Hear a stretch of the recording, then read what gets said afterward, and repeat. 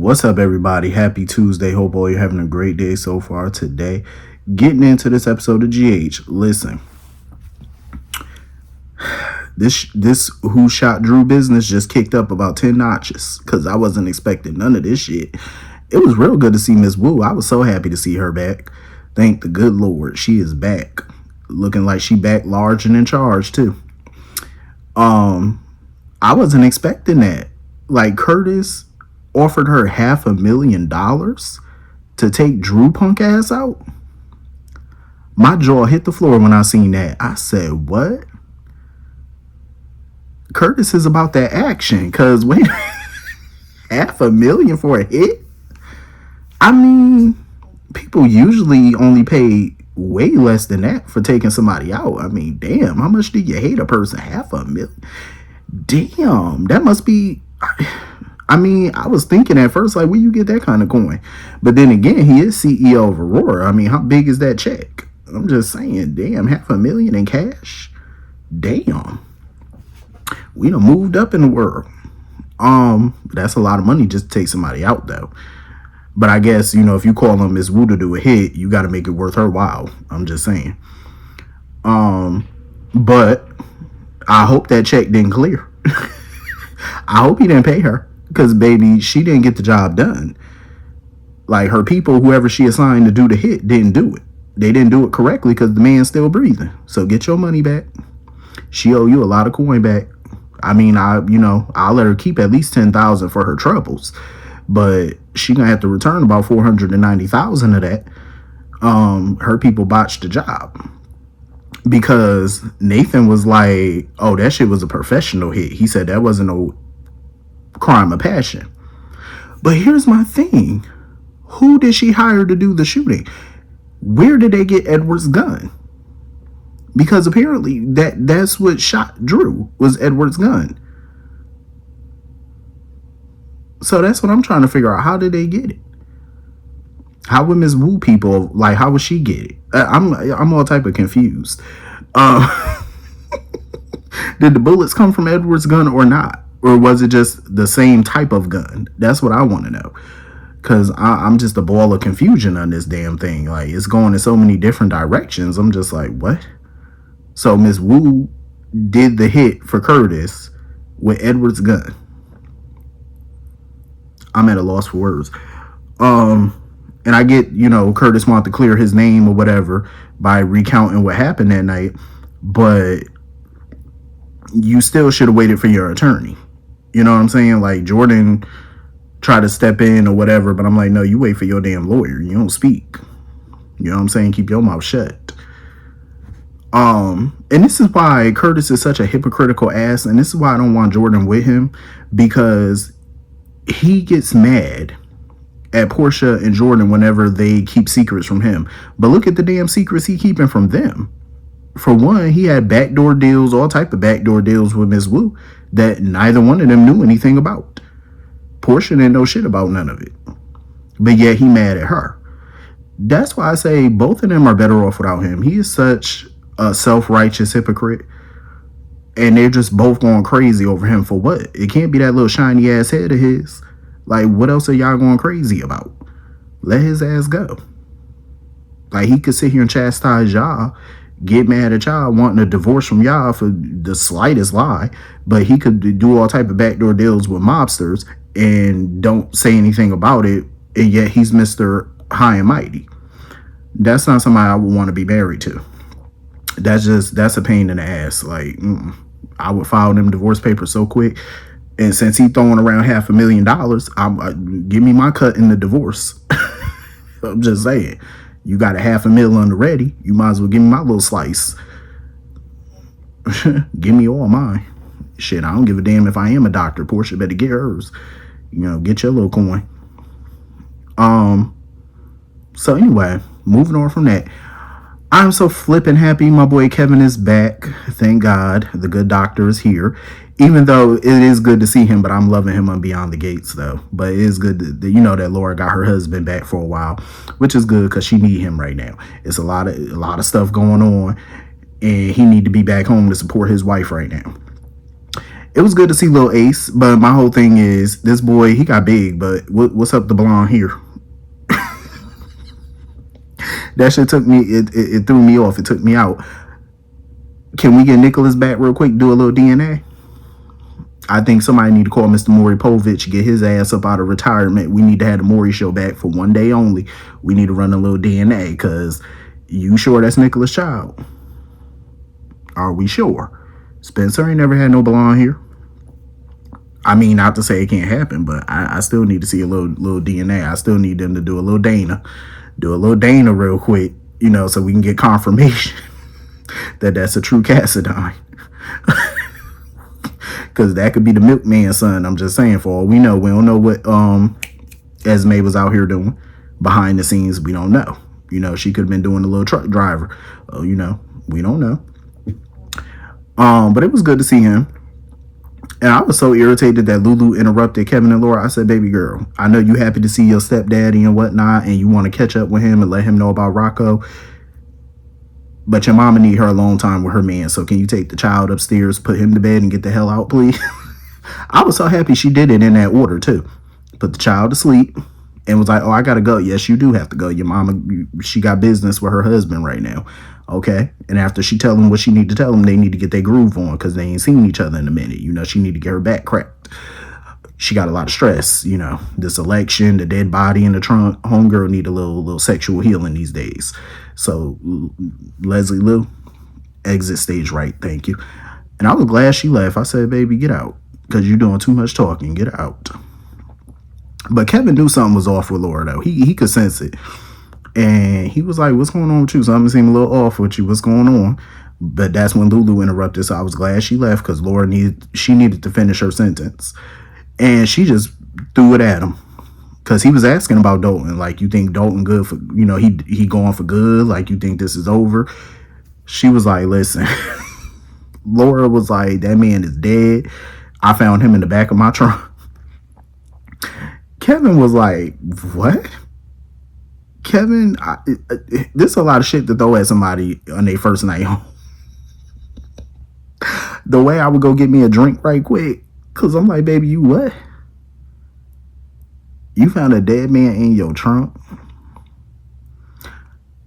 Oof, that's a lot to unpack on your first night home. I'm just saying, like, damn, you gonna hit him with that the first night?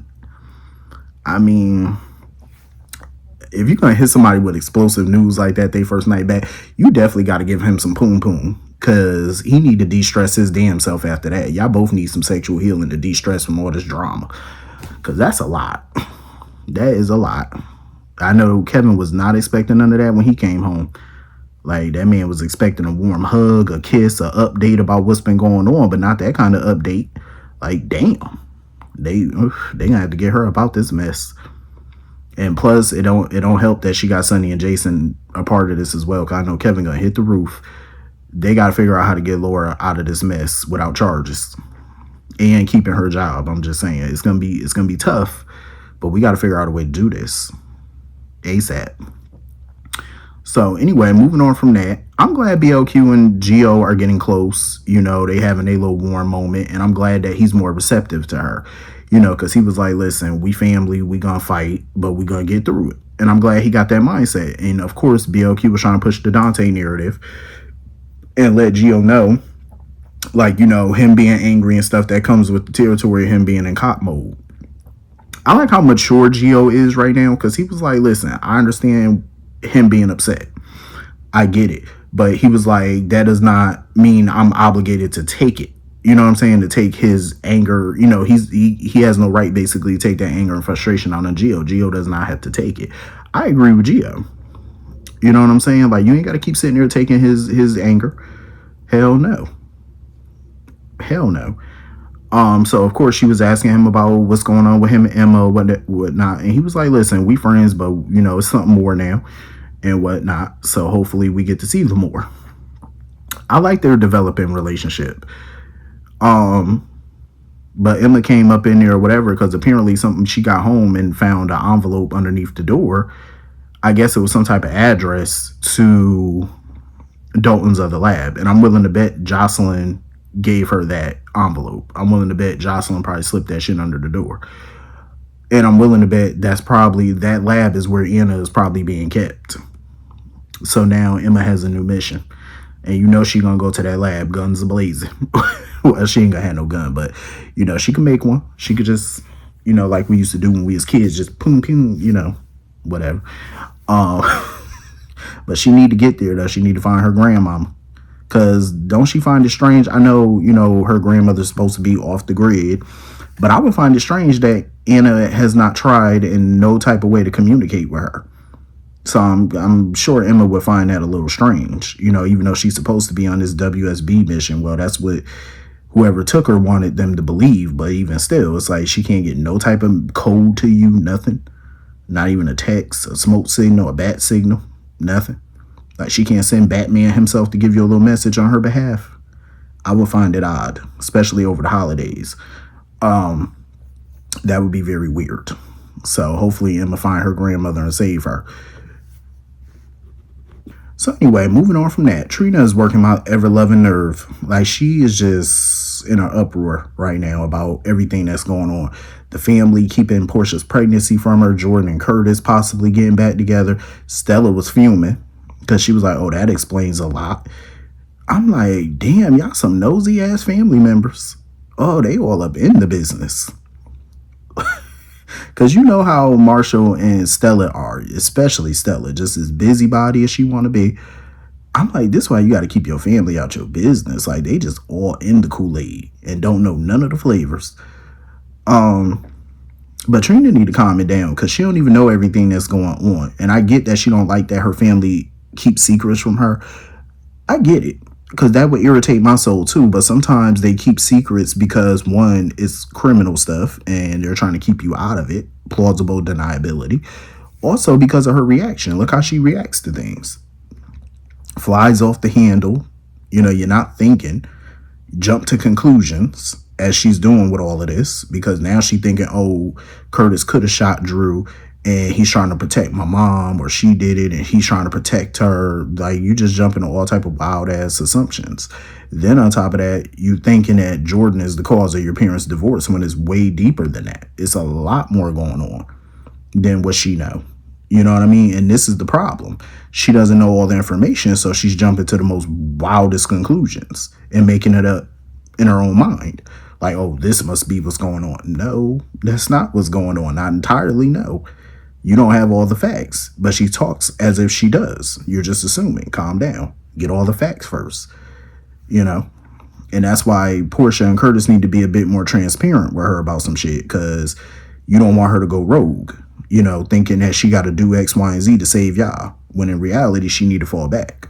So it would be in their best interest to start opening up to her a little bit more about some things, so that way she would know to fall back and let them take care of it themselves, even though that still might not work, but it's worth a shot, because God knows it doesn't work on Stella. Lord, that woman don't care. She gonna speak her piece. So anyway, moving on from that. What else happened? Oh, Willow and this stupid ass wedding. That was the sorriest wedding I ever seen in my life. Who the hell? Who gets married in the same room they got pop out in? Like, who? Fool, you took two to the back in that same room, and you gonna sit there and be a newlywed in that same room and be dearly beloved? Like, are you crazy? I don't give a damn how much Willow want to get them damn kids back. Ain't no way in the world. And everybody's faces said it all. Even the way she hesitated when it came time to say I do. Like, homegirl was hesitating like a mug. I'm like, baby, it don't take that long. Spit it out. Say I do. You the one that wanted to go through with all this nonsense. And after they kissed, listen, everybody at that wedding was looking like a funeral. They looked like they just saw something die. Like they just saw somebody just kill over. Like the facial expressions on Alexis and Liz and Nina was freaking hilarious. They was looking like, ugh, I can't believe she went through with this nonsense. Well, she did. She did it. Dum diddy. And she's so fool. She really thinks that this is the only way to get her kids back. That is dumb. Like, that type of thinking is so stupid. It's like if you just followed the court order, you would get your damn kids back if you get yourself together. Stay away from Drew. Like, her marrying Drew just further proves why she shouldn't have her kids back. She keeps thinking she's putting her kids first. This is not it. Getting your life together is putting your kids first. Like, Drew is causing a lot of damage right now, and you're attaching yourself even further to this man. That's proof that you're not all the way right up there. Like, you pretty ticky boom up there. Like, you shouldn't be in the vicinity of children with this kind of foolery. Drew is all happy, ready to, get on with the honeymoon and all this. I'm like, Drew, go choke. Go choke on one of them little tuna square sandwiches that they like to eat. Them little cucumber sandwiches they like at these little shindigs. I was glad when everybody left, because the way I would have got up out of there with a quickness, I wouldn't want to stay with that nonsense.